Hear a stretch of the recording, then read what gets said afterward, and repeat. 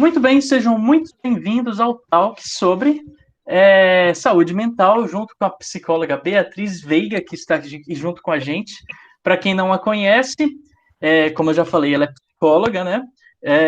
Ela é formada em psicologia e pós-graduada em neuropsicologia, ou seja, ela manja bem do assunto, sem dúvida.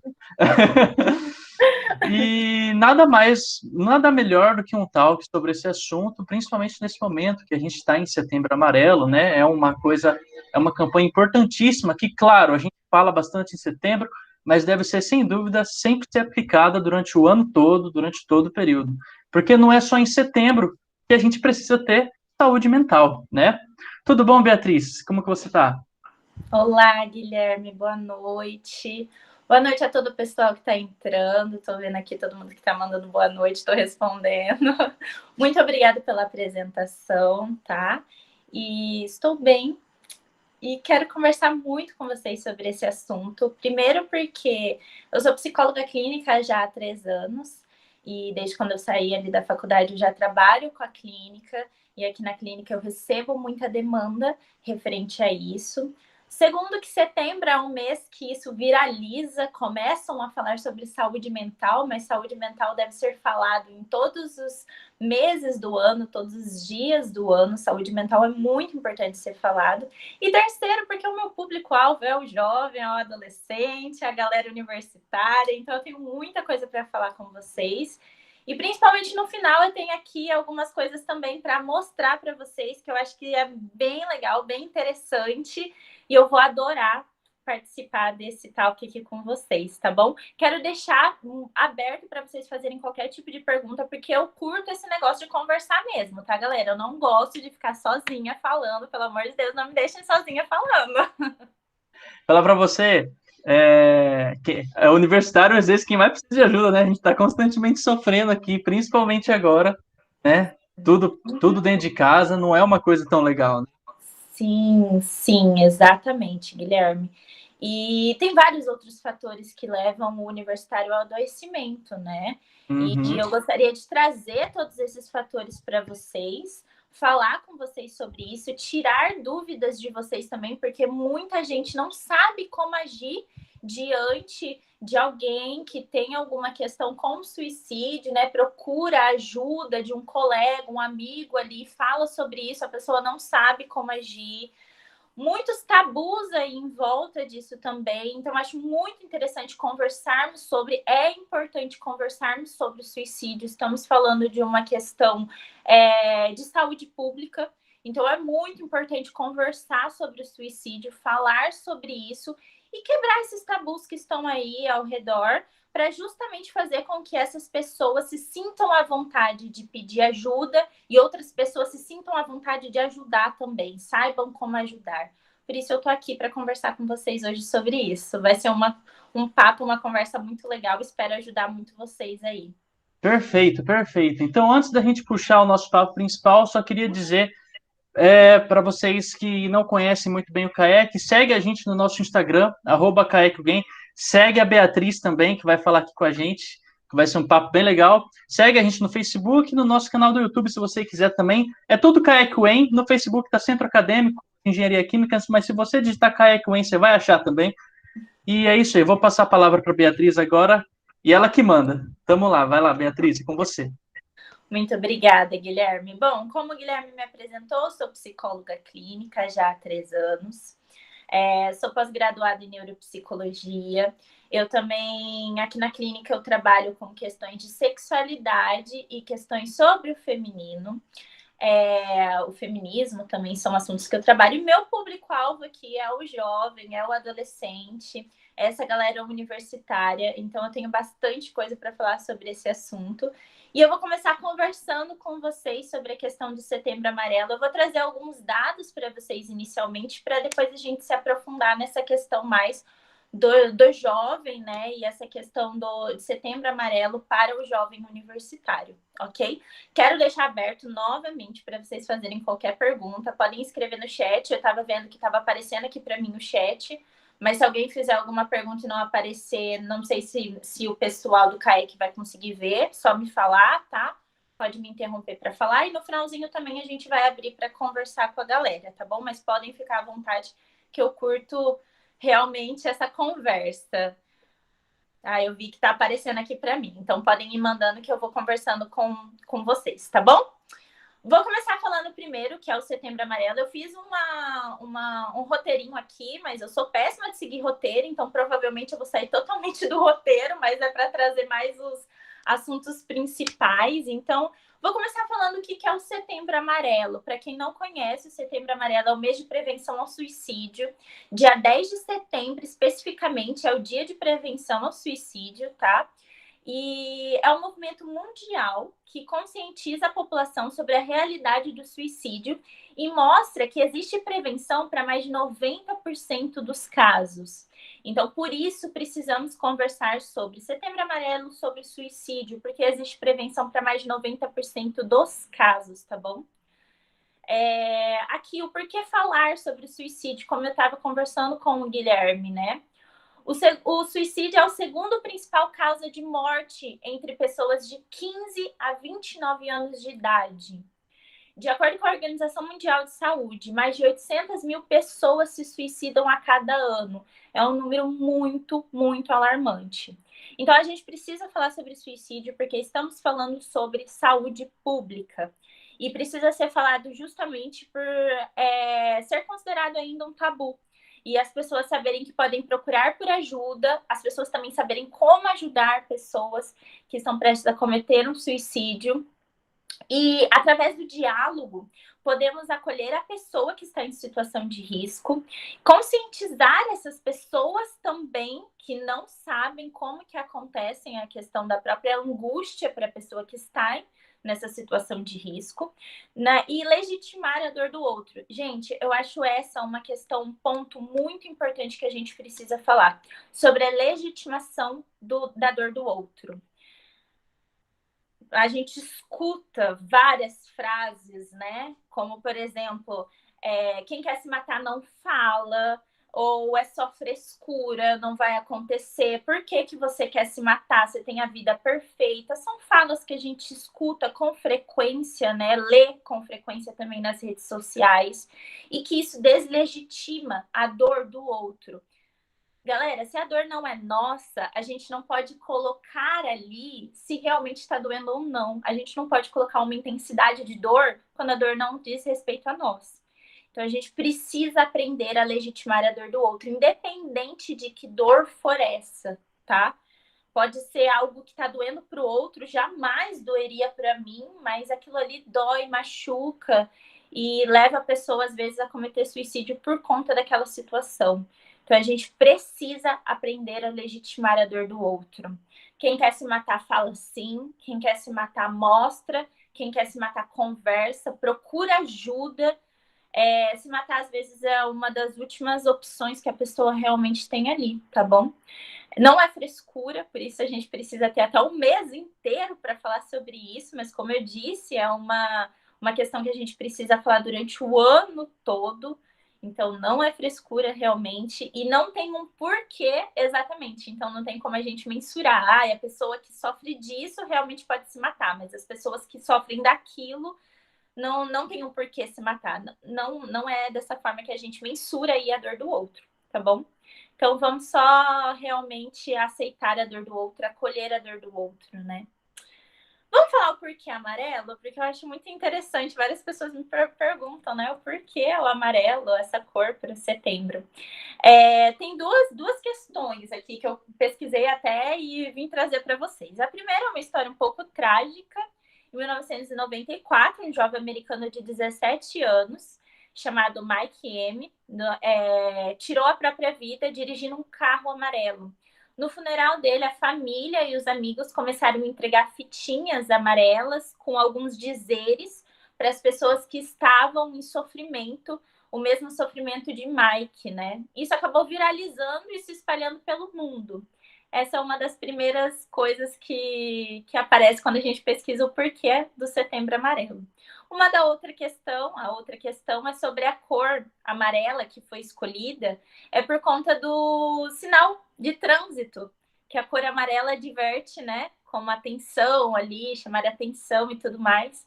Então, a ONU, inicialmente, ela realizava ações para a segurança no trânsito. Então, também falam sobre a cor amarela em relação a isso, ser uma cor que adverte atenção, né? A gente precisa ter atenção em relação à questão do suicídio. Vamos falar agora o que é o suicídio? Acho interessante trazer essa definição. O que é o suicídio? Bom, em termos gerais, o suicídio é um ato intencional de acabar com a própria vida. Envolve comportamentos, uma série de pensamentos, planejamentos e desejos. Em alguns casos, resulta a morte. Por isso, a gente está falando sobre prevenção, tá? Aqui eu vou trabalhar com vocês várias questões que podem resultar no suicídio, mas a gente fala sobre prevenção ao suicídio. Então, pode ter comportamentos, planejamentos, desejos, mas não precisa resultar na morte. A gente precisa estar em alerta, atenção a quanto a essas coisas que antecedem o ato da morte, né? O desejo ele pode surgir em situações frustrantes ou como impulsividade também. Em alguns casos, como real solução de conflitos. Então, o que eu mais escuto é o seguinte: não tenho o que fazer. A morte é a única opção que eu tenho. É isso que eu tenho que fazer. Gente, a gente precisa conversar muito abertamente sobre a morte quando a gente fala sobre suicídio, né? Eu vejo muita gente falando que não gosta de falar sobre morte e tudo mais, mas a morte é algo natural da vida. A morte, consequentemente, um dia vai acontecer. É a única certeza que a gente tem, que a gente nasce e a gente morre. Então, a gente precisa falar sobre morte dessa forma muito aberta com a pessoa que está pensando em suicídio, porque para ela é a única alternativa que ela tem e ela precisa falar sobre isso, tá? Então, por isso a gente está falando de uma forma super aberta aqui sobre morte, né? Que é um assunto que gera muitas coisas pra gente e que quase nunca se fala. Não vejo uma rodinha de amigos conversando sobre morte, acho bem difícil. Para psicanálise, que é o que eu trabalho aqui dentro da clínica, vou trazer um pouquinho aqui, puxar um pouquinho da minha sardinha na psicanálise. Para psicanálise, viver implica em sentir prazer, mas também sentir dor. Então, para a psicanálise aqui dentro da clínica, a gente fala sobre isso. Se você está vivendo, consequentemente, você vai sentir prazer, mas você também vai sentir dor. O suicida, ele espera que vai existir um estado de não sofrimento. O suicida chega num momento de tanto sofrimento na vida dele que ele acredita que tem um estado que não vai existir nenhum tipo de sofrimento, tá? Então, ele não consegue lidar com aquele sofrimento ali que ele tem. E é quando ele procura a única alternativa, que é a morte. Quando, na realidade, quando ele procura essa alternativa da morte, não existe estado nenhum. Na verdade, só existe um corpo morto, né? Então, a gente fala muito sobre espírito e corpo, né? Essa separação.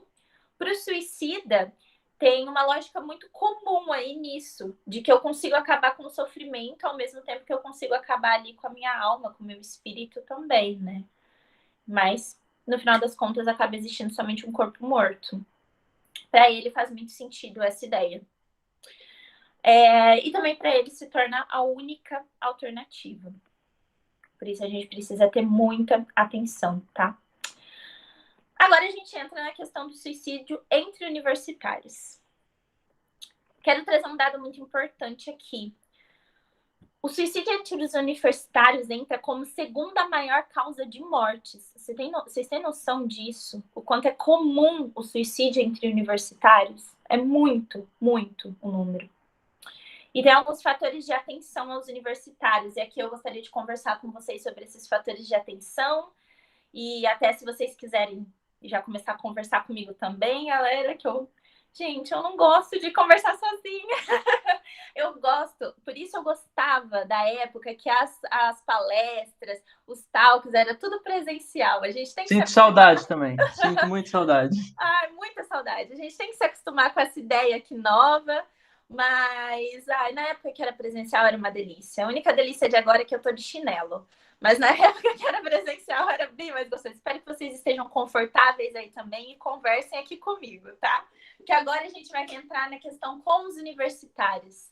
Eu vou trazer aqui uns fatores de atenção para a gente prestar atenção e rever algumas atitudes nossas também enquanto universitários, tá bom? Vou começar falando sobre o primeiro fator de atenção entre os universitários, que é a separação do núcleo familiar. Quando a galera entra na faculdade, né, muitas vezes 17, 18 anos, uma galera até com 16 anos, já vi galera com 16 anos entrar na faculdade, dependendo da época que faz aniversário ali. Dependendo da faculdade que você vai, você sai da sua cidade, sai da sua casa, sai daquele núcleo familiar que você tem ali e vai para um lugar totalmente distinto. Isso já é uma quebra gigante ali para o adolescente. Então, ele está saindo de um ambiente super favorável para ele, na maioria das vezes. A gente tem que entender as exceções. Mas, na maioria das vezes, ele está saindo de um ambiente super favorável para ele, um ambiente, muitas vezes, também acolhedor. E está indo para um ambiente super diferente do que ele estava acostumado, com pessoas totalmente diferentes, né? Na maioria das vezes, Maringá é uma cidade universitária que a galera vem muito de fora, né? A gente precisa levar em consideração isso. Então, na maioria de vezes, a galera vem morar aqui em Maringá para fazer faculdade, sai desse núcleo familiar, que é totalmente diferente, por exemplo, do nosso ambiente com os amigos, do ambiente da faculdade, é completamente diferente. Então, aí já entra um fator de atenção para o universitário. Eu quero trazer uma questão aqui, talvez vai ser um pouco polêmico, a gente precisa trabalhar esses assuntos polêmicos, mas, galera, a gente precisa falar sobre os trotes, né? Eu não sei como tá ultimamente aí os trotes, mas na minha época era pesado, bem pesado os trotes. Agora, com nada presencial, não tá rolando, né? Mas que eu,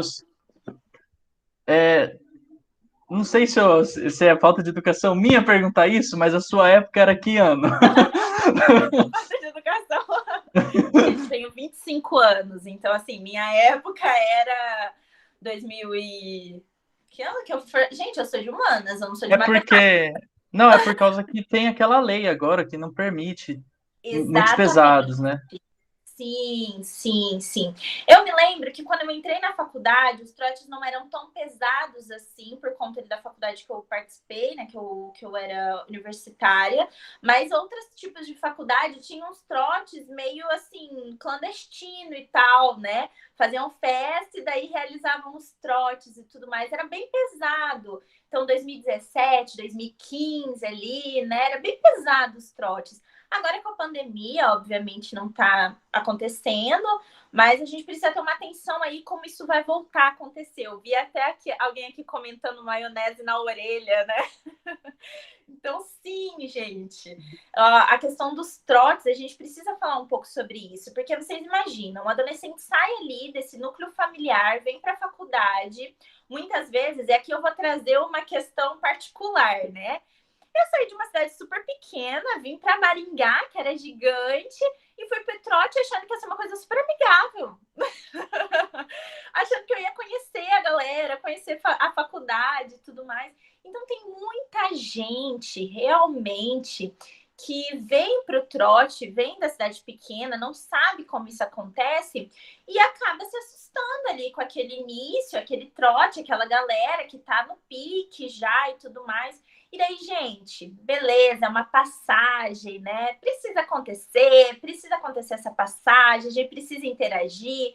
Da forma que o jovem encontra, né? De carinho, de afeto, para ali estar em contato com o outro.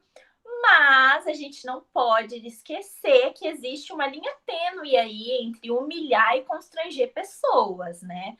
Muitas vezes o trote vem nesse intuito de constranger as pessoas.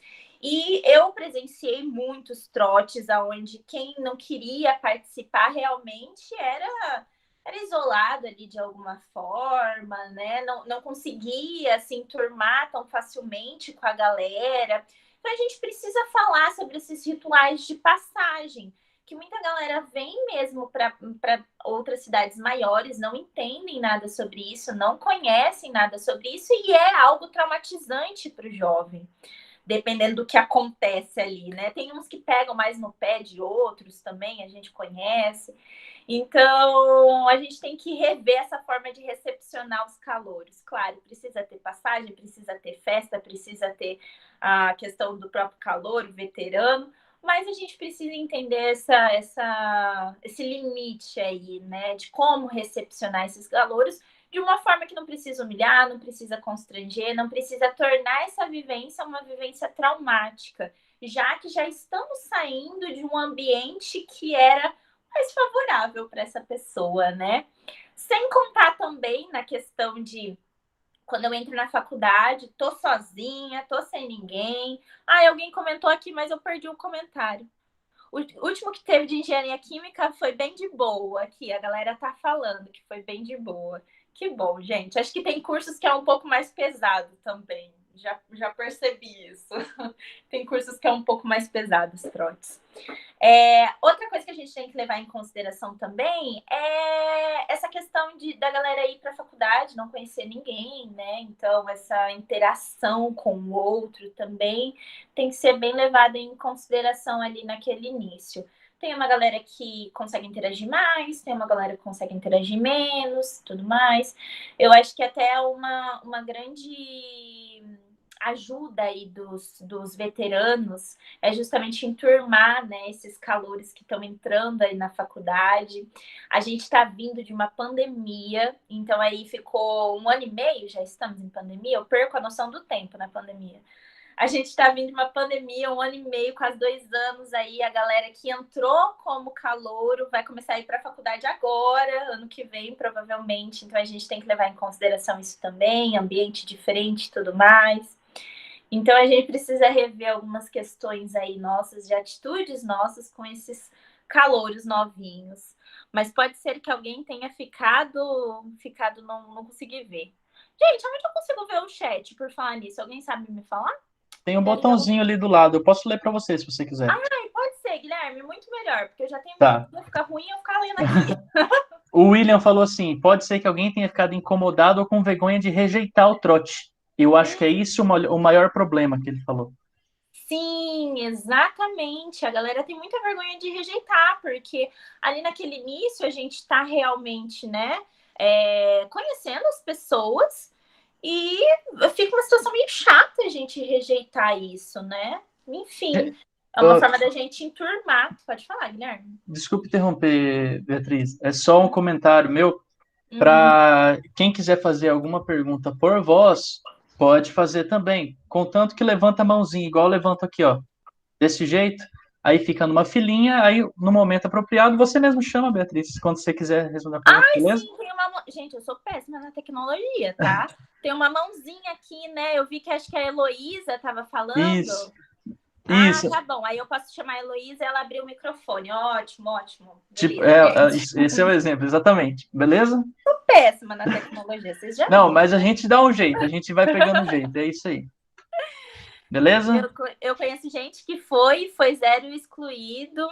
Então, gente falando aqui. Heloísa, você gostaria de falar alguma coisa que você levantou a mãozinha? Acho que foi a Heloísa ou a Júlia que levantaram a mãozinha. Uma coisa que eu queria pontuar agora que o pessoal tá falando, que assim, eu achei em algumas situações do meu trote que funcionava meio que na base de uma chantagem, que era assim, você vai fazer isso? Você não vai fazer isso? Então você vai ter que fazer isso, né? Eu lembro que a gente era na sobrancelha, eles iam raspar a sobrancelha se não desse R$ 5.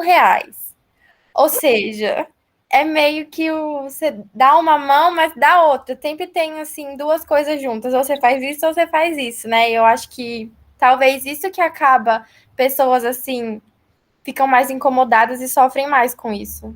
Exatamente, exatamente. Tem muito essa questão realmente deles quererem trocar de alguma forma, né? Essa moeda aí de troca que eu não entendo muito bem o que eu tô ganhando com isso, mas essa forma, né? E outra, tem muita galera que arrecada dinheiro para depois fazer festa, né? E daí, a galera que não tem dinheiro para dar, gente, aí eu tenho que dar uma sobrancelha? Não bate muito bem, né? Não encaixa. Então, sim, a gente precisa começar a rever essas nossas atitudes aí enquanto calouros. Eu sei que muitos calouros participam de todos os trotes da faculdade. Eu mesmo ia para os trotes, mesmo sem ser calouro, não, os veteranos.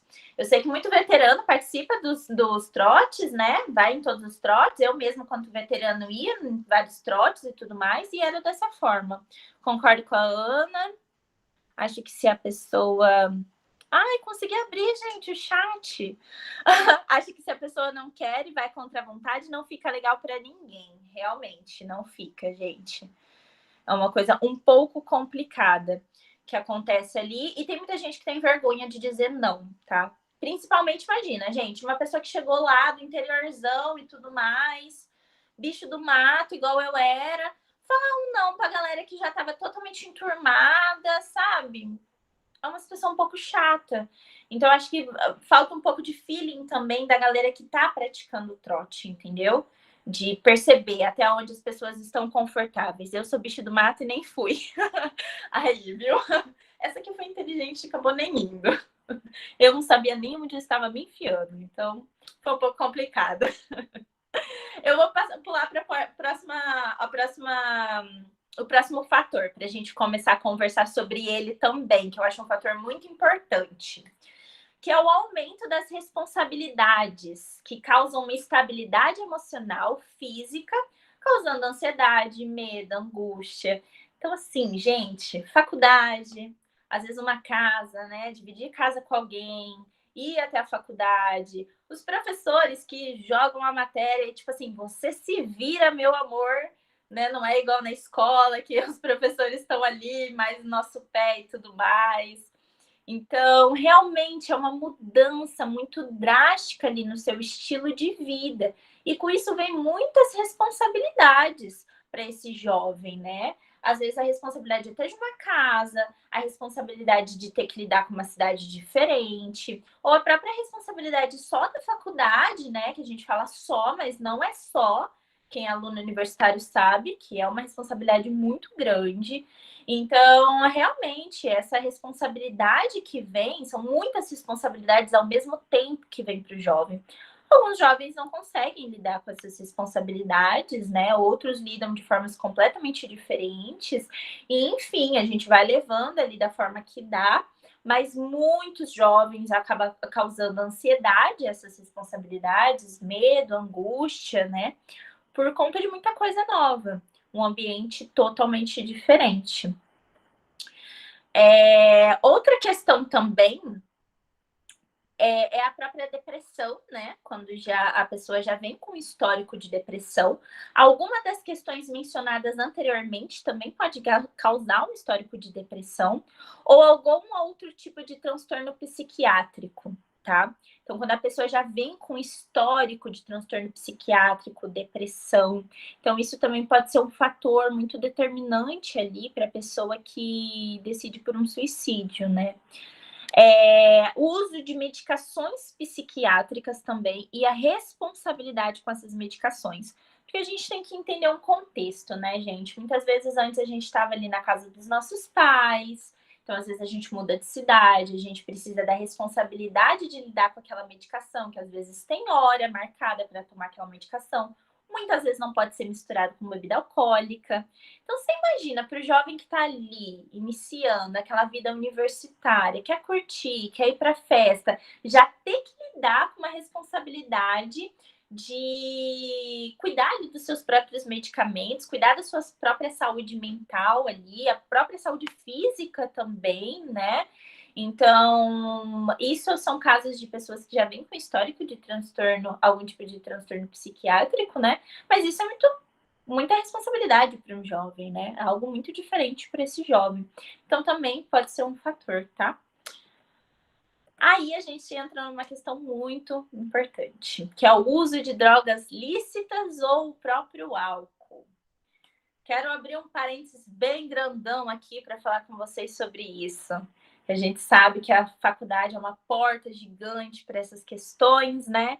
A gente realmente conhece várias coisas assim na faculdade, vê muita coisa, festa, a própria questão de conhecer outras pessoas, né, na própria faculdade, o álcool está mais em contato ali.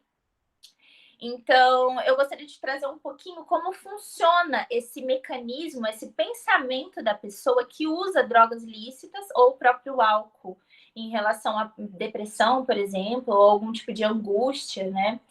Funciona de duas maneiras. Pode funcionar como uma prisão que impede que essa pessoa lide com a dor de outras maneiras. Então, essa pessoa, toda vez que ela está se sentindo angustiada, toda vez que ela está com medo, toda vez que ela está com ansiedade, toda vez que ela está sentindo algum tipo de dor, ela usa droga ou ela vai para o álcool, né? Então, funciona como uma prisão mesmo. Você não consegue lidar de uma outra forma. A única saída sempre vai ser o álcool, sempre vai ser a droga. Então, funciona como uma prisão para a pessoa. E ela acaba se acostumando com essa forma de lidar. Ela acha que ela só vai conseguir lidar se ela fizer o uso da droga ou do álcool, tá? Então, pode ser uma questão muito pequena, uma dor ali para a pessoa muito pequena, mas ela já vai direto para isso, né? Claro que tem todo um processo, então não acontece assim de uma hora para outra. Muitas vezes a gente fala sobre drogas, nossos pais já falam assim, ai, se você usar uma vez, você já vai ficar loucão, você já vai ficar viciado. Não acontece dessa forma, é um processo, gente. Mas realmente, o que causa ali essa prisão para a pessoa que usa droga nesse intuito é justamente isso. A pessoa acreditar que essa é a única forma dela lidar. Ela não consegue lidar de uma outra forma. E também funciona como uma ilusão, né? Que é um alívio de uma condição. Deixa eu ver aqui também que mandaram. Agora, com a pandemia, vi muitas pessoas que começaram a usar os pods. Pods é aquele negocinho que fuma? É isso? Alguém me explica. Pod é um negocinho que fuma, exatamente. É aquele Bem pequenininho. negocinho que fuma, né? Tipo um É cigarro bem pequenininho. eletrônico. Só que é bem mais forte. Entendi. Sim, também. Então, assim, pods. Não sei se eu posso colocar um narguilé aqui, como também uma forma da gente. O narguilé acho que entra ali como álcool também, né? Uma forma de procurar uma outra alternativa, de se soltar, de fazer amizades. Outra questão que a gente pode colocar também. Quando a gente traz essa questão, né, do jovem entrando na faculdade, ingressando ali, ou até um tempo já na faculdade e tudo mais, o que ele vai usar para ele enturmar ali com a galera? Festa. Vamos tomar uma cervejinha, vamos se soltar, vamos conversar um pouco mais. Se eu tomo uma cerveja, eu fico um pouco mais alegre. Então, traz essa ideia de ilusão, né? A gente também tem que entender que essas questões, o narguile, o álcool, eles levam a gente também a fazer amizades, a estar ali num círculo de pessoas que utilizam a mesma coisa que a gente. Narguile faz mal mesmo. Eu tinha e cheguei a ter bronquite de tanto fumar. Aí vendi. Pedro Henrique tá falando, gente. Realmente, eu já ouvi falar várias coisas sobre o narguile, tá? E não entro numa discussão aqui do que é certo e o que é errado. Em nenhum momento estou entrando numa discussão do que é para fazer ou não. Mas é uma questão que a gente precisa conversar sobre, precisa pensar ali realmente o que é válido e o que não é pra gente, né?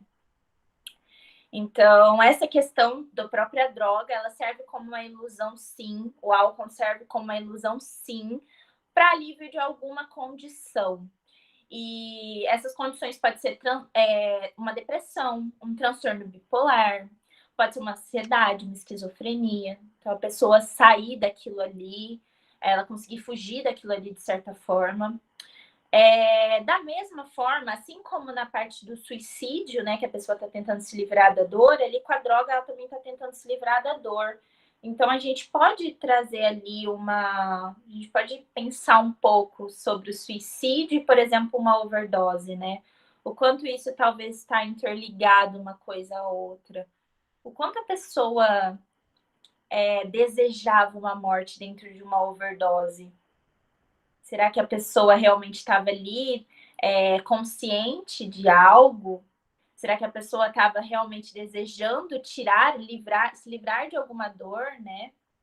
A gente pode pensar sobre essa questão. Pode falar, Guilherme. Eu ouvi falar também que, às vezes, as drogas e o álcool também, exatamente quando é usado para esse intuito de se livrar dos problemas, digamos assim, às vezes ele potencializa. Isso acontece mesmo? Porque. Então, eu já escutei bastante casos vindo, sabe? Sim. A famosa bad, né? Então, a galera fala, né? Eu usei alguma coisa, me deu bad, fiquei muito mal, sensação de morte.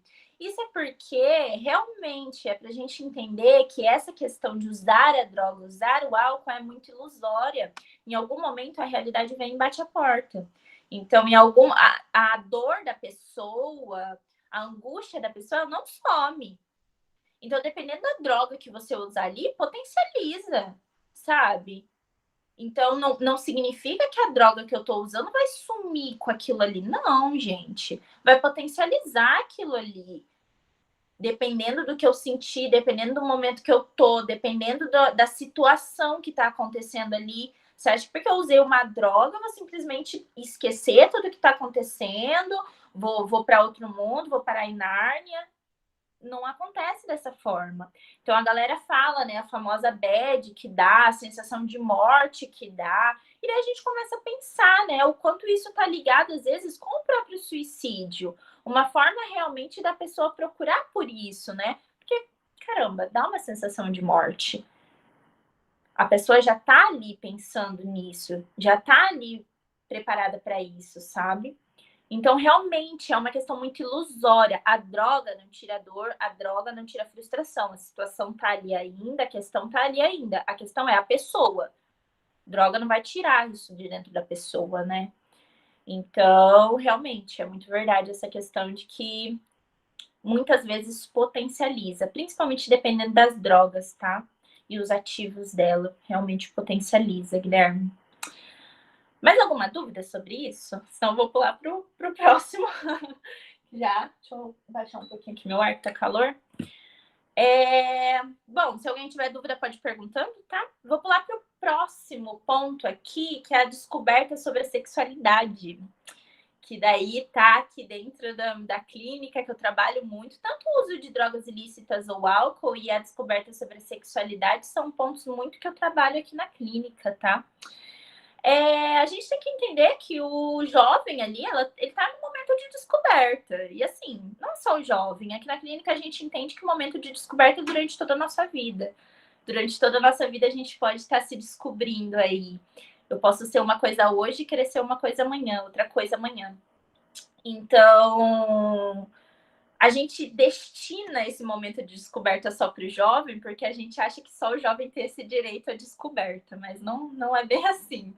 Mas, enfim, o jovem ele está descobrindo muitas coisas sobre a própria sexualidade dele, sobre relações sexuais, sobre o se envolver com o outro, sobre orientação sexual. E isso ali pode causar muitos problemas. Eu não vou me lembrar agora o nome da cantora, se alguém se lembrar de alguma coisa, mas surgiu no Instagram, acho que não faz tanto tempo. Foi no começo de setembro, se eu não me engano, ou no final do outro mês, que o filho de uma cantora cometeu suicídio. Vocês viram isso? Porque ele postou uma foto, acho, dando um selinho num amigo. Acho que a história foi mais ou menos assim, ou beijando um amigo, ou falando alguma coisa, se eu não me engano.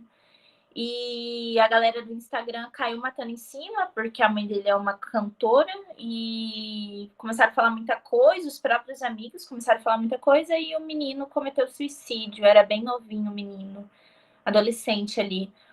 Se alguém ouviu falar, lembra o nome da cantora também, porque eu não lembro. Eu li sobre isso mesmo, o Diogo tá falando. Eu não lembro o nome da cantora, eu não lembro se é Solange o nome dela. Eu acho que é Solange. O nome eu não lembro. Cantora de forró. Eu acho que é cantora de forró. Não é tão famosa assim, não tá tanto na mídia. Nossa, coitado. Sim, gente. Ele cometeu suicídio, era muito jovem. E se eu não me engano, foi uma brincadeira que ele fez com um amigo dele, postando algo na rede social. E a galera foi com um preconceito gigante em cima dele. E o menino cometeu suicídio, né? Então, assim. Eu vi um nome aqui Pode falar, Guilherme. Valquíria? Valquíria, isso mesmo. Você pesquisou a idade do filho dela? Quantos anos ele tinha? Eu me lembrei dessa história agora. Sim, eu posso falar os nomes aqui? Pode sim, Guilherme. É Valquíria Santos, o nome da mãe. O filho se chamava Lucas Santos. Ele tinha 16 anos. Ele cometeu suicídio por ser alvo de comentários homofóbicos e discursos de ódio por causa de um vídeo postado no TikTok. Exatamente. Então, assim, gente, 16 anos de idade, sabe? Assim, muita tristeza.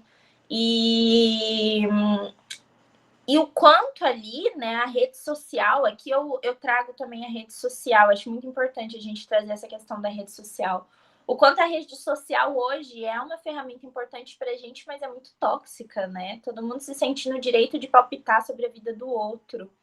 Então, o Instagram, o Twitter, o TikTok, né? O Twitter é o que eu mais escuto aqui na clínica dos jovens falando o quanto realmente é doentio a forma que as pessoas se sentem no direito de opinar sobre a vida do outro.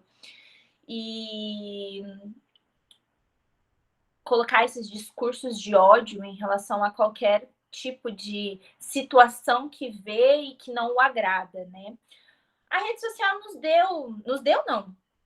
A rede social deu essa falsa ideia de direito sobre opinar sobre a vida do outro. Veio com essa questão das figuras públicas, né?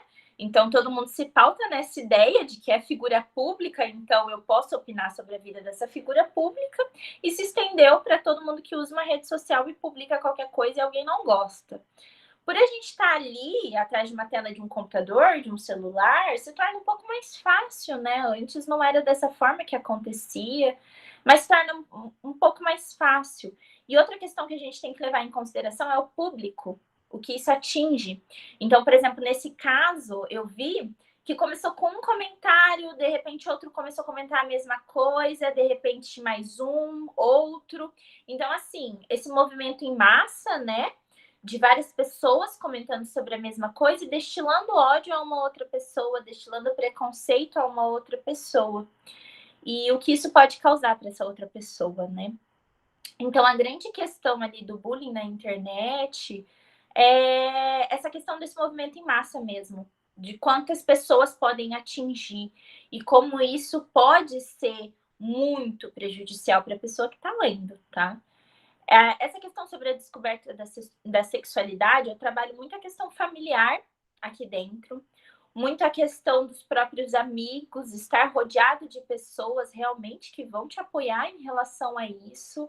E assim, gente, eu posso ser o que eu quiser, vocês podem ser o que vocês quiserem, entendeu? E a gente deve respeitar toda e qualquer pessoa. Então, essa questão sobre a descoberta da sexualidade muitas vezes causa sim o suicídio, principalmente nos jovens, porque não sabem lidar, não sabem nem o que está acontecendo com ele. Vocês imaginam, um jovem que não sabe nem o que está acontecendo com ele, expor algo desse tipo e receber esse tipo de comentário de volta, né? Esse jovem não vai lidar, gente. Esse jovem não vai conseguir lidar com essa situação, né? E daí entra aquela questão, a única forma é a morte mesmo, a única solução é a morte. Entra naquela questão que a gente falou no início, é muito triste, é muito preocupante, por isso a gente tem que falar sobre a questão das redes sociais também quando a gente fala sobre suicídio. A gente vê um grande número de famosos falando sobre isso, né? O quanto a rede social ainda vai causar a morte de muita gente. Porque realmente é muito doentio. Nessa questão aqui, eu sempre deixo muito claro o quanto a família é importante, tá? Porque a presença da família ali, a família é a primeira que vai conseguir captar alguns sinais, né?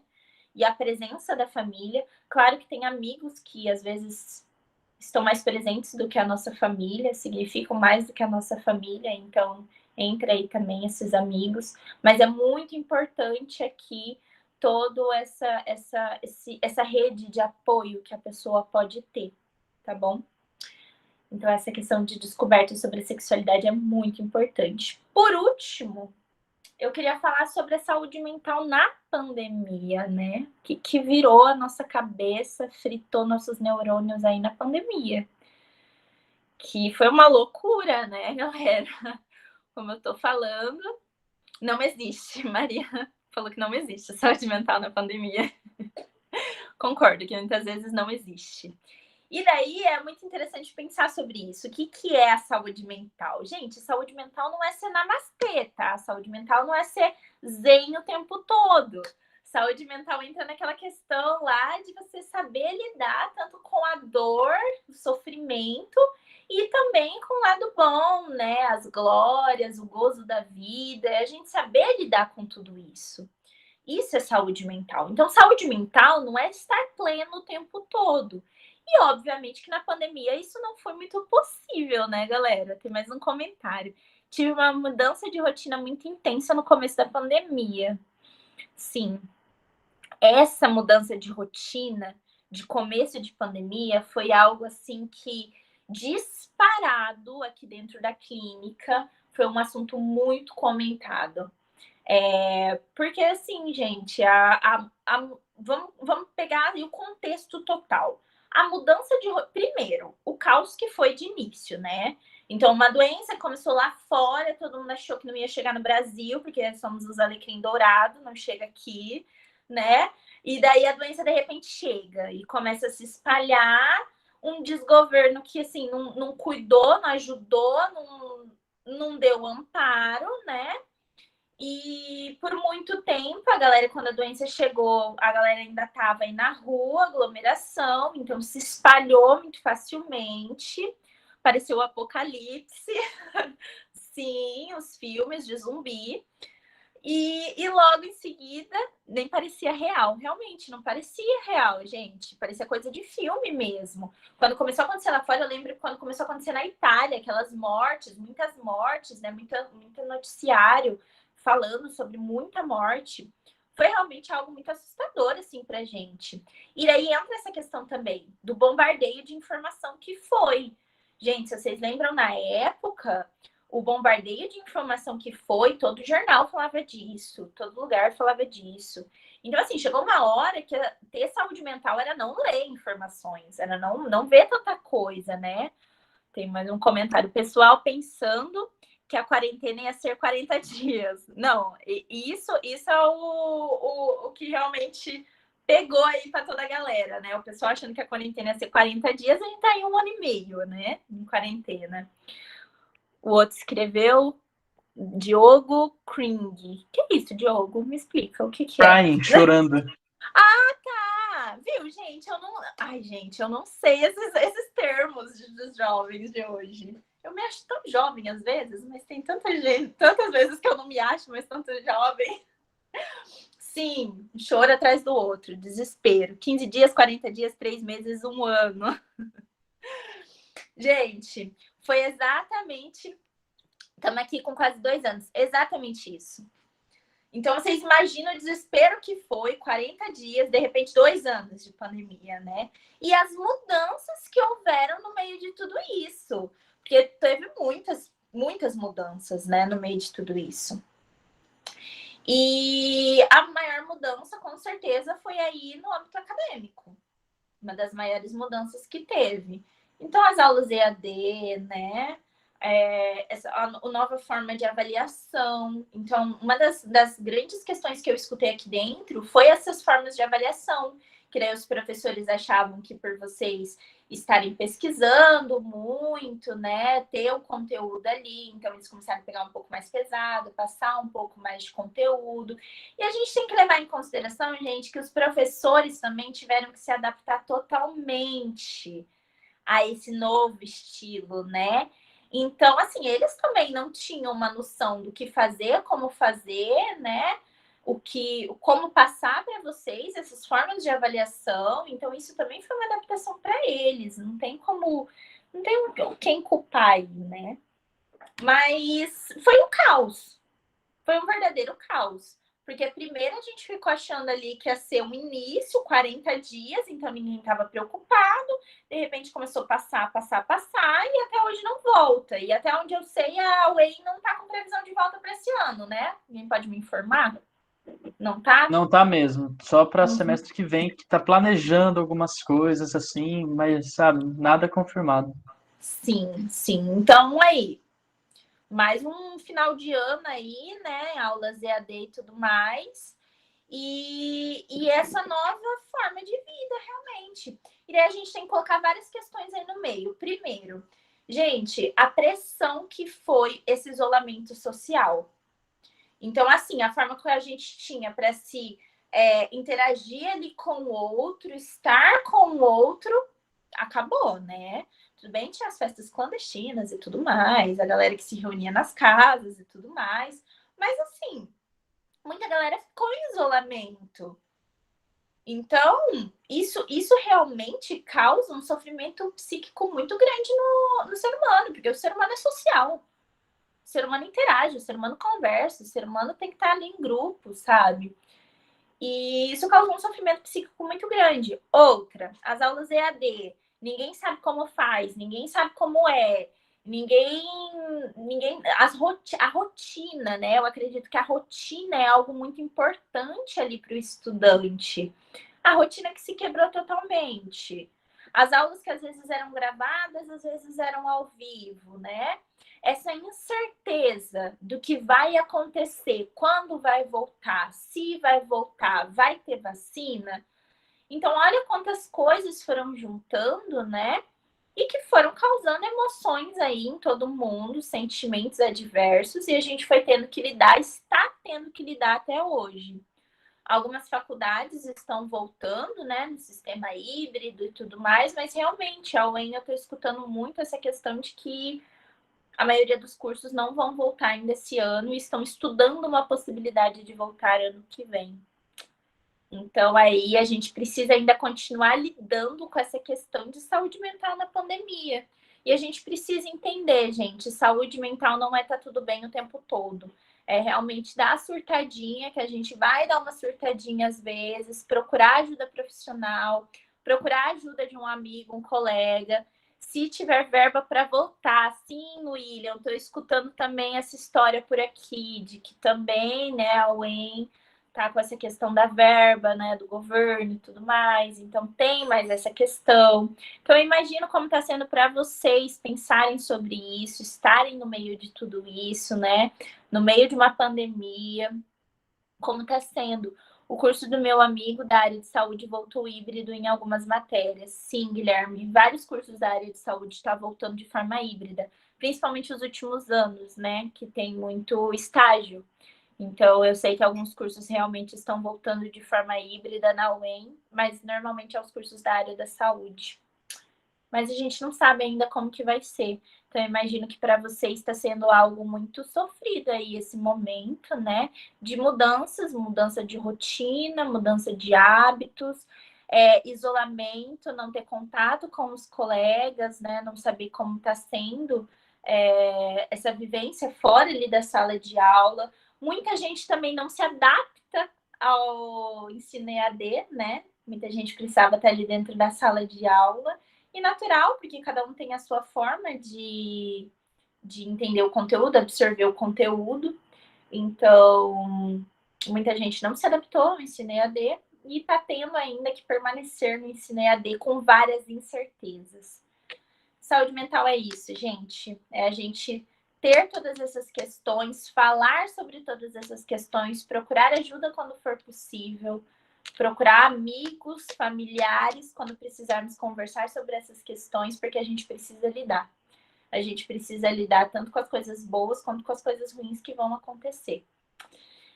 Certo, gente? Vou caminhar aqui para o final. Eu não gosto de fazer uma coisa muito extensa, né? Fica muita coisa. Vou falar agora sobre alguns indícios, tá? De que a gente pode identificar num possível caso de suicídio. De novo, quem quiser continuar fazendo pergunta, falando, pode ficar à vontade, tá? Até sobre outros assuntos que a gente já abordou.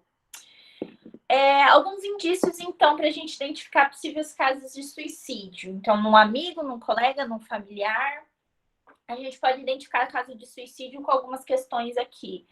Mudanças de comportamento, então aquela pessoa que era totalmente ativa, que estava sempre ali por perto, né? Muda drasticamente de comportamento. Um tabu que eu quero quebrar aqui. Porque estava sorrindo sempre e se matou.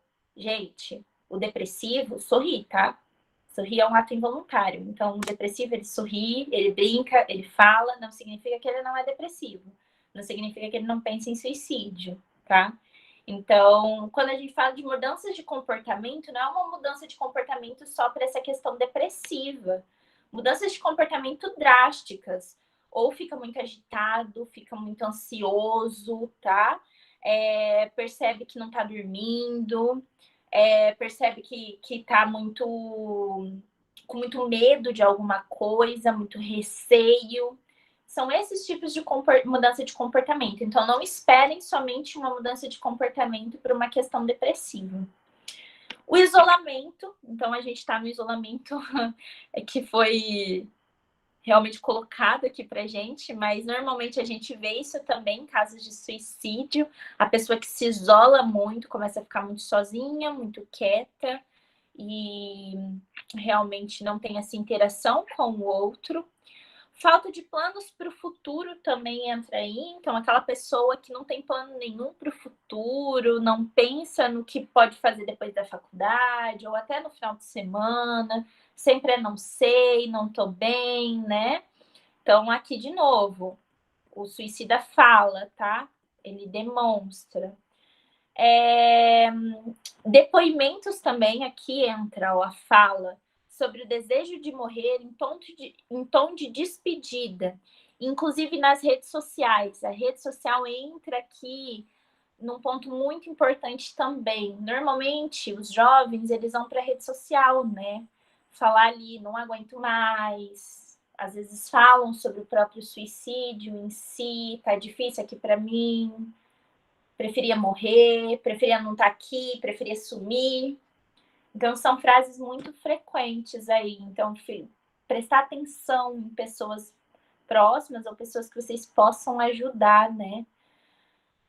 Quando já houve uma tentativa prévia também, então, somado a tudo isso, não significa que a pessoa que tentou vai tentar sempre. Mas somado a tudo isso, né, um alerta aí muito grande.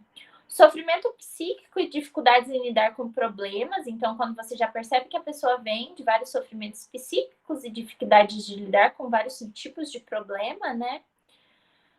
A questão do viver sozinho também é diferente do se isolar, tá? O viver sozinho pode ser já um quadro de depressão que se carrega, se arrasta já por algum tempo, a pessoa procura esse viver sozinho, né? Mas isso também pode ser um estilo de vida. Então, a gente sempre tem que prestar muita atenção. Histórico de suicídio na família também é importante, pode causar marcas aí. Aqui, pode falar, Guilherme. É uma coisa que eu não sei, tá? Eu tô perguntando porque eu não sei mesmo. Geralmente, o suicídio sempre tem antes, né? Anteriormente, a depressão. Guilherme, não necessariamente.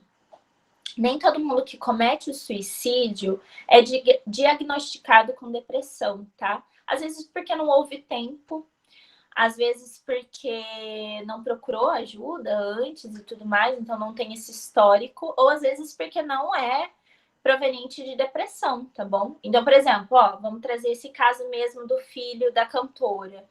Não vinha de um caso de depressão, veio realmente por conta de uma situação que ele não aguentou, ele não soube lidar. Então, não foi um processo de depressão, né? Posteriormente, isso poderia virar uma depressão? Poderia, se ele não tivesse cometido suicídio antes, né? Então, não.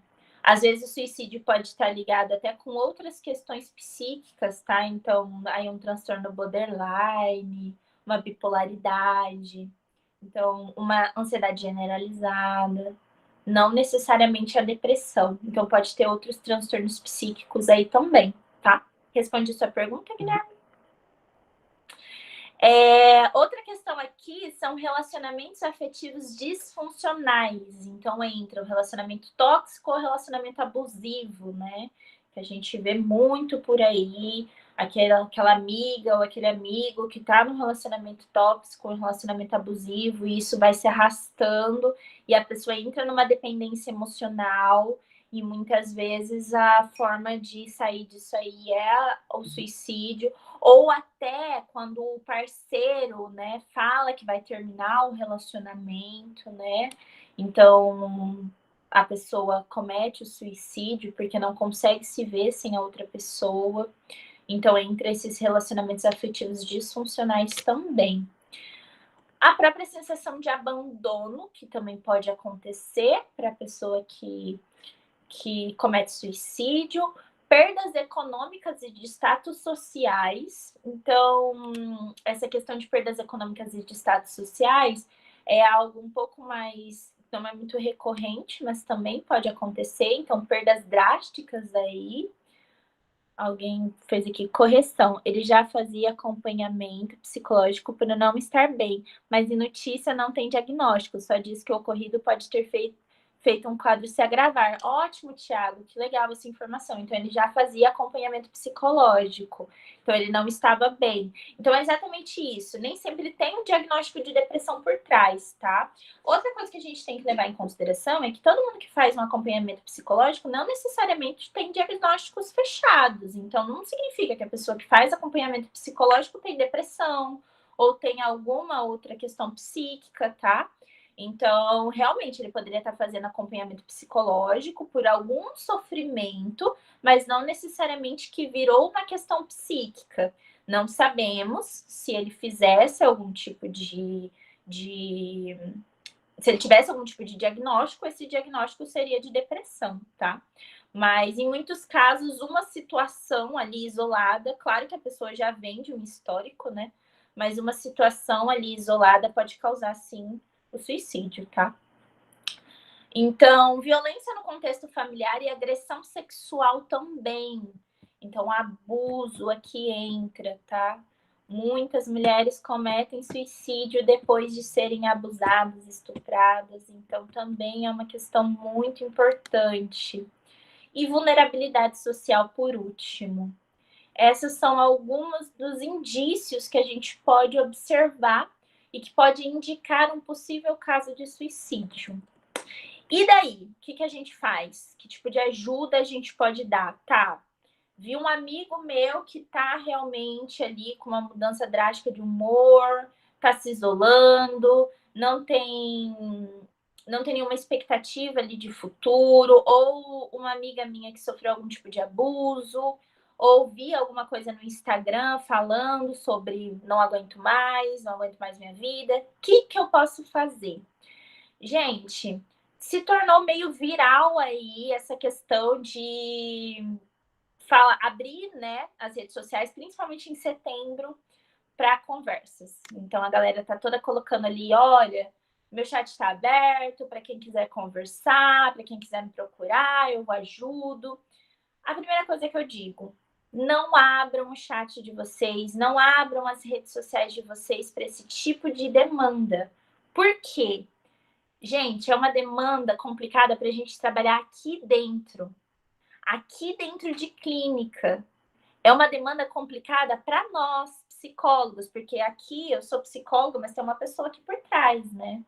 Então, é uma demanda complicada para eu trabalhar.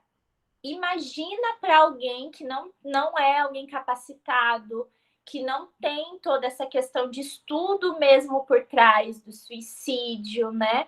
Então, essa é uma questão que eu tô vendo muito, essa onda de galera abrindo as redes sociais, abrindo o chat para conversar, principalmente Setembro Amarelo. Legal, só que assim, será que você vai conseguir lidar com essa demanda? Será que vai ser suficiente para a pessoa? E daí que entra, o que eu posso fazer então? Como eu posso ajudar, Beatriz?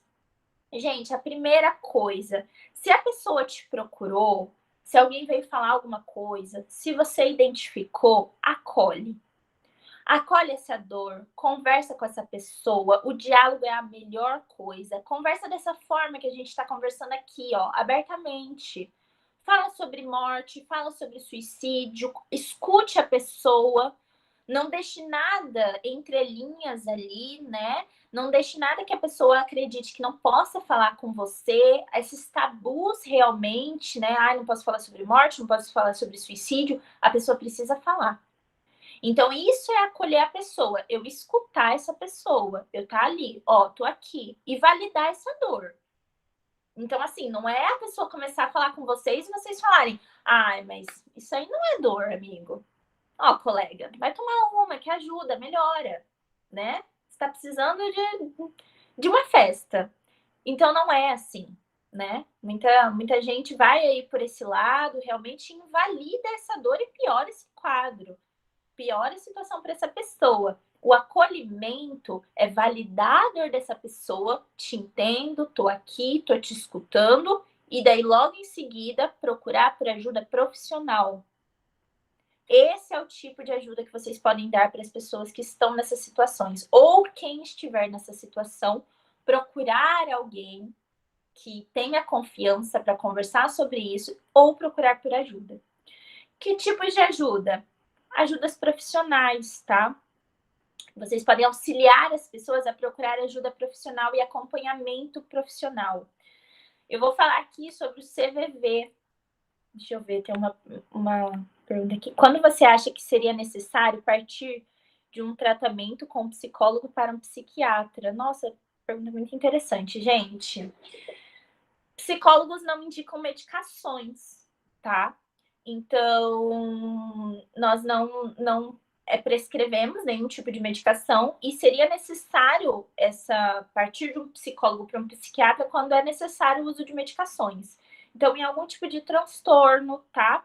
O psicólogo, normalmente, ele consegue realmente ver quando é necessário partir para um psiquiatra, de um psicólogo para um psiquiatra e prescrever medicações, tá? O psicólogo, normalmente, ele consegue fazer encaminhamentos, ele vai te ajudar em relação a isso. O essencial é que vocês procurem uma ajuda profissional. Aqui eu não tô também colocando quem seria mais importante, um psiquiatra ou um psicólogo. A única questão que vocês têm que ter em mente, a medicação, ela não vai resolver os seus problemas também. É a mesma questão lá da droga, né? A medicação, ela vai conter ali algo que você tenha ou ajudar muito no seu quadro. Mas em nenhum momento você vai estar falando sobre, em nenhum momento você vai estar ressignificando aquilo ali. Isso entra na terapia, né? Na psicologia, na psicoterapia que nós chamamos. Então, podemos fazer sim esse acompanhamento, tanto do psicólogo com o psiquiatra, esse trabalho em conjunto, mas o psicólogo normalmente sabe quando encaminhar a pessoa para um psiquiatra, tá? Ele sempre solicita esse encaminhamento. Eu fui para a psiquiatra depois de 1 ano, mais ou menos, de terapia. E aí fiz uso de medicamentos e terapia. Sim, é esse trabalho multifuncional, né? Multidisciplinar, que é o trabalho tanto do psiquiatra junto com o psicólogo. Às vezes ele é necessário. A medicação entra nessa forma para ajudar, tá? Então, também não sou contra medicações. Tem muitos psicólogos que são um pouco contra a medicação, mas não é o meu caso. A medicação vem, sim, numa forma para ajudar as pessoas, mas a gente também tem que entender o porquê que aquilo ali está acontecendo. E uma questão muito importante também, gente. Muita gente procura a medicação para aliviar essa dor também. Entra nessa questão, né? De não estou conseguindo lidar com essa dor, então vou procurar a medicação para aliviar, mas essa dor vai permanecer ali. Então, muitas vezes a gente patologiza muita coisa só para dar um porquê, só para se pautar nessa doença, nessa patologia, né? E explicar o porquê que eu tô assim. Mas eu não, realmente, de fato, não entendo isso, não ressignifico e não falo sobre, né? A medicação vem e só mascara. Então, isso aí é um pouquinho complicado. Isso tudo nós trabalhamos em terapia, tá? Um longo processo também, mas a gente trabalha em terapia. Eu vou passar para vocês também sobre o CVV, que é o Centro de Valorização à Vida. Então, nessa questão de como ajudar o outro, entra essa questão do CVV, né? Esse auxílio da pessoa de procurar um profissional. Ah, que profissional? Quem que eu posso indicar? Para onde a gente pode ir? O CVV, eles têm tanto um site quanto um telefone. O site é www.cvv.org.br. E o número é 188. Lá é 24 horas esse número, tá? E lá eles têm vários profissionais, voluntários e capacitados para atender a pessoa que liga. Então, pode ser tanto alguém que quer ajudar uma pessoa que esteja em uma situação de suicídio, quanto a própria pessoa pode ligar lá, tá? Então, é o Centro de Valorização à Vida. Eles têm uma página no Instagram também que é bem interessante. Não me lembro como chama agora, mas só de vocês colocarem o CVV, vocês já vão ver lá. E daí, por último, gostaria de trazer para vocês aqui sobre um projeto, que é um projeto particularmente que eu tenho um carinho gigante, porque eu fui uma das fundadoras. Eu e mais um amigo de profissão. Tem uma pergunta aqui do Pedro, deixa eu só ver. Você acha que pessoas que têm diagnóstico de depressão, quando resolvem parar de tomar a medicação por conta própria, elas conseguem seguir a vida normal depois de se adaptar? Eu estava discutindo isso com minha irmã esses dias e ela acha que não, por conta de quem tem depressão não produzir serotonina, eu acho. Sim, Pedro, tem uma questão hormonal aí das pessoas que têm depressão. E assim, eu nunca indico que a pessoa pare de usar a medicação por conta própria, tá? Então, aqui na própria terapia, eu recebo muitas pessoas que falam: eu não quero mais usar a medicação, eu quero parar com essa medicação, ou essa medicação está me fazendo mal. O que eu faço? Eu, junto com a psiquiatra, conversamos para ter uma outra reavaliação do caso e ver se essa pessoa realmente pode parar de usar a medicação, ou se essa medicação pode ser trocada, ou se a quantidade dela pode ser diminuída. Gente, a gente tem que entender que a medicação é a química ali no nosso organismo. Então, assim, ser tirada também de uma hora para outra não é saudável.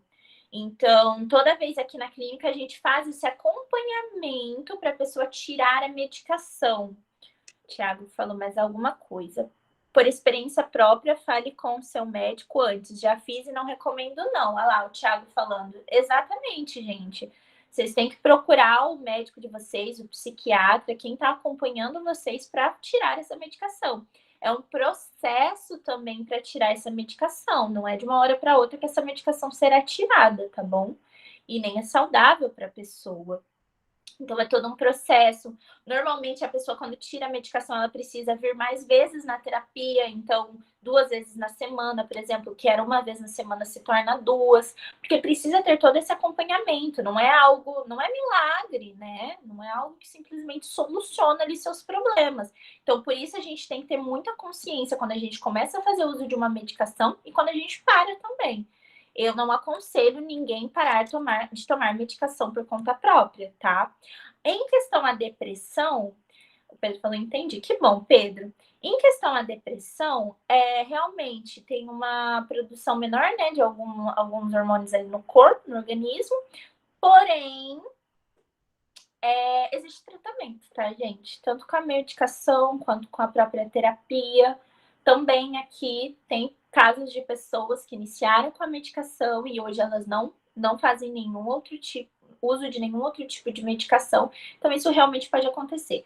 Em alguns outros casos, a medicação é para a vida toda, tá? Dependendo do tipo de transtorno, dependendo dos déficits que você tem dentro do seu organismo também. Por isso, é um trabalho em conjunto, um trabalho multifuncional mesmo, de vários profissionais. Muito importante esse trabalho em conjunto. Respondi as perguntas, gente? Se tiver mais pergunta, pode ir mandando. Vou falar, então, por último, rapidinho sobre o projeto Acolher, que eu tenho um carinho gigante por esse projeto, porque eu fundei esse projeto junto com mais um psicólogo em 2019, quando a gente saiu ali da faculdade. E o que é o projeto Acolher? Ele visa facilitar o acesso à psicoterapia para universitários. É um projeto que é destinado somente para universitários mesmo, tá? Eu vou explicar um pouquinho sobre o projeto. Tem o Instagram do projeto, que vocês podem entrar depois para vocês verem. Podem entrar em contato comigo também para saberem um pouco mais, mas eu vou explicar um pouquinho aqui para vocês como funciona o projeto. Para quem tiver interesse em psicoterapia, tá? Vocês podem entrar em contato com esse projeto. O projeto Acolher, então, ele veio num sentido de visar o atendimento, a facilidade do atendimento psicológico para o estudante universitário. A gente percebeu uma demanda muito grande de universitários procurando por atendimento psicológico, mas não podendo pagar pelo valor total de uma sessão de terapia. Então, a galera tinha muitas outras questões ali, né, envolvendo a grana que eles tinham, e não tinha como pagar uma terapia particular. E muitas pessoas procuravam as clínicas escolas, que é atendimentos gratuitos, né? Só que tinha filas gigantes nas clínicas escolas. E as pessoas nunca eram chamadas para serem atendidas, ou eram chamadas depois de, assim, 1 ano, 2 anos. E o que a gente entende sobre saúde mental? Que quem está precisando de ajuda, precisa de ajuda imediata. Quem procura por ajuda é ajuda imediata. Então, não vai ficar numa fila de espera 1, 2 anos. Então, pensando nisso, e por questões ali que a gente passou na faculdade mesmo, da gente precisar de atendimento psicológico, ficar nessas filas por muito tempo e tudo mais, a gente decidiu criar esse projeto Acolher. O projeto Acolher é desde 2019, então ele está aí, a gente conta com mais de... Acho que a gente está com 100 alunos universitários participando do projeto Acolher hoje. Como que funciona o projeto Acolher? É uma ficha de inscrição que vocês fazem. Mandaram aqui, acho que mandaram o Instagram do Projeto Acolher. Obrigada, Vitória. Esse Instagram mesmo, entrem no Instagram, dê uma olhadinha. O Instagram vai ser repaginado agora, por conta de umas outras questões, outras coisas que a gente está vendo, mas já tem algumas coisas lá, inclusive sobre suicídio, tem alguns posts lá no Instagram. Mas, enfim, o Projeto Acolher, ele vem dessa forma para facilitar, né, o atendimento psicológico. É uma ficha de inscrição que vocês colocam. O que precisa? Ser aluno universitário, estar matriculado em qualquer instituição de ensino superior. Isso pode ser tanto da graduação quanto da pós-graduação, tá? E ali no Projeto Acolher, eu vou falar sobre os tempos e os valores, tá? O Projeto Acolher, ele tem duração de 6 meses. Então, você fica 6 meses participando do Projeto Acolher. Então, você é acompanhado por um psicólogo. O psicólogo você não pode escolher. Então, você só faz sua ficha e sua ficha é mandada para um psicólogo. O psicólogo entra em contato com você. Mas na ficha você coloca alguns dados e algumas coisas que você pode escolher ali, né? E você fica por 6 meses sendo acompanhado por esse psicólogo. Esse processo pode se estender por mais 6 meses.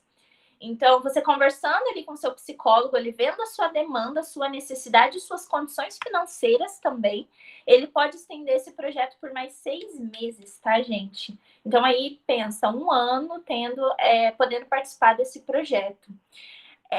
Os valores do projeto, como funcionam os valores do projeto. Vou abrir aqui para vocês também. Normalmente, a gente só fala ali na primeira sessão, quando a pessoa se inscreve, mas... Falaram aqui, o formulário está na bio do Insta. É isso mesmo, Ana Clara, obrigada.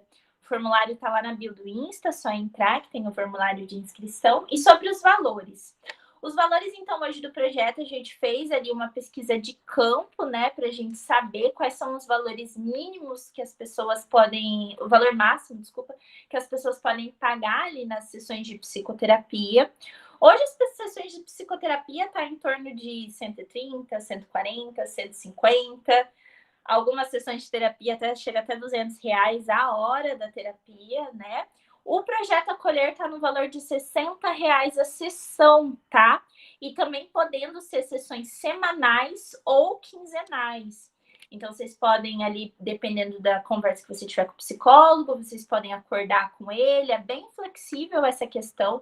É realmente para a galera universitária que precisa, que quer participar de um processo psicoterapêutico. Então, facilita. Pode ser online? Pode, Ana Clara. O Projeto Acolher tem vários psicólogos que atendem de forma online. Eu não atendo mais pelo Projeto Acolher, então eu tenho ali um pouco de ficha do Projeto Acolher, mas hoje eu estou só na parte de coordenação do projeto, né? Mas tem outros psicólogos muito bons que atendem pelo Projeto Acolher, tá? Eu pagava R$200, ó. Eu pagava R$200 por hora, tá barato mesmo. Viram? Então, ó, escuta aí o colega, eu pagava R$200 a hora. Então, R$60 realmente é um valor ali, né, que passa um tanto dessa quantia pro projeto, um tanto dessa quantia pro profissional, e é um valor bem acessível para muita gente, né? Não é um valor gratuito. Inclusive, vou passar também algumas instituições de valor gratuito para quem não tem também condição de arcar com o valor de R$60, mas quem tem essa condição é um pouco mais facilitado, porque o projeto Acolher, as fichas são chamadas bem rápidas. Então, a gente tem um fluxo ali bem grande, mas as fichas são chamadas ali com um tempo muito menor do que, por exemplo, esses projetos que são um valor social, né? Um valor menor ou sem valor nenhum, e demora um pouco mais para serem chamados. 200 conto a sessão, tá caro ter depressão. Tá, Pedro? Tá caríssimo ter depressão. Lembrando que não são todas as sessões que são R$200, tá, gente?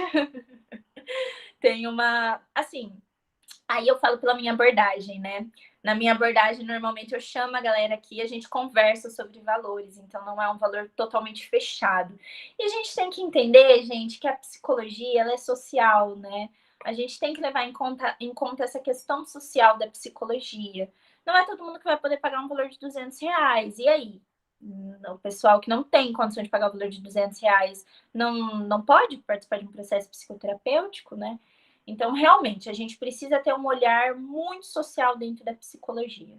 E daí entram esses projetos, ok? Espero que vocês tenham curtido o projeto. Eu tenho um carinho gigante pelo projeto. Eu estou ali na questão burocrática, na questão de coordenação do projeto, mas estou ali por perto. Quem quiser também me procurar, conversar comigo também, eu tenho alguns horários na minha agenda, então não prometo muita coisa, mas, gente, o projeto tem muitos psicólogos muito maravilhosos, muito bons. Que bom, Nicole, que você achou interessante, muito bom. Por último, é a questão das instituições em valores sociais, né? Que não cobram. Vocês sabem me dizer se em Maringá é difícil conseguir pelo SUS ou demorado? Aqui na minha cidade, por ser pequena, é bem rápido para ter atendimento. Pedro, pelo SUS, eu não sei como está a questão de Maringá. Eu sei que a questão como fala, a questão de planos de saúde está um pouco complicada, porque eu tenho alguns pacientes por planos de saúde. Na questão do SUS, eu não sei como está funcionando a questão de demora, de lista de espera, mas a questão do SUS tem um tempo determinado para vocês fazerem terapia também, né? Eu recebo bastante gente que vem pelo SUS e tudo mais, e normalmente são pouquíssimas sessões, tem um tempo delimitado de sessões, então normalmente se chama psicoterapia breve, né? Então, são ali 3, 4, 5 sessões e normalmente tem o encaminhamento dessa pessoa para um outro profissional. Então, normalmente funciona assim, Pedro. Em questão de tempo, realmente eu não vou saber te dizer. Mas daí eu já vou te falar sobre os lugares que não cobram também para fazer atendimento, tá bom? Só tem atendimento emergencial, só uma sessão, se não me engano. Ah lá, a Ana Clara já está falando, ó, atendimento emergencial, só uma sessão, se não me engano. Eu já tive paciente que participou até de 4 sessões, tá? Depende muito. Daí acaba indo até para uma emergência psiquiátrica, tá? Não que você fique lá na emergência psiquiátrica, mas para você fazer um pouco mais de número de sessões, tá bom? Sobre os lugares que não cobram atendimento, gente, tem a catedral. Na catedral tem uma lista, tá? E tem muitos psicólogos que atendem na catedral, então é um pouco mais fácil de vocês serem chamados. Tem a igreja também Maria Gorete, esse nome, Maria Gorete. Lá eles também têm atendimento social que não cobram nada. Então, em várias igrejas de Maringá, a maioria das igrejas de Maringá, eles têm atendimento social, tá bom? Com psicólogos. A galera que não gosta de se vincular a uma igreja, porque tem uma galera que acredita que possa ter, né, alguma interferência, a questão da igreja.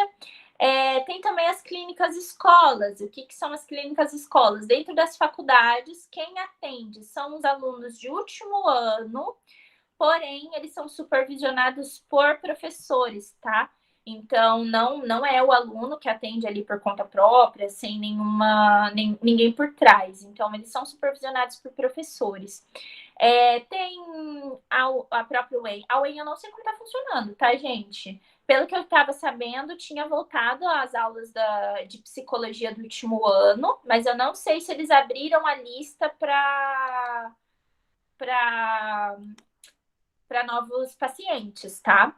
Tem que dar uma pesquisadinha. Mas tem a Sesumar, tem a Uningá, tem a Unifama.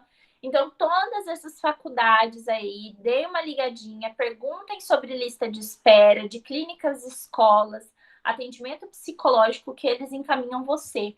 Nessas clínicas, escolas não tem valor nenhum, tá? E em algumas faculdades tem um tempo determinado também, mas normalmente é 1 ano até a pessoa se formar, então também é um tempo maior, que você pode ficar em processo.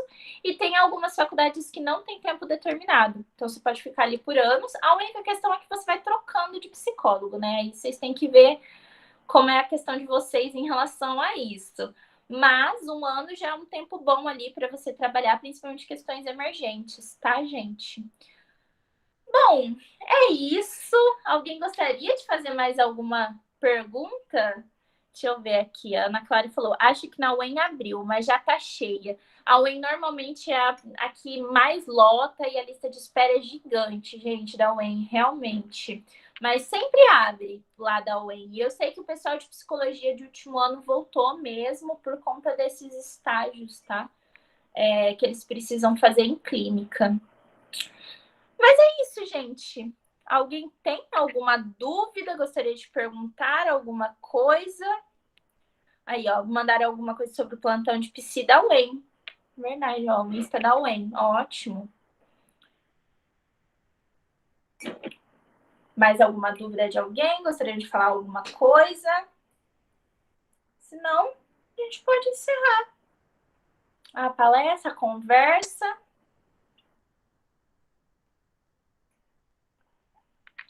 Bom, acho que não tem pergunta nenhuma.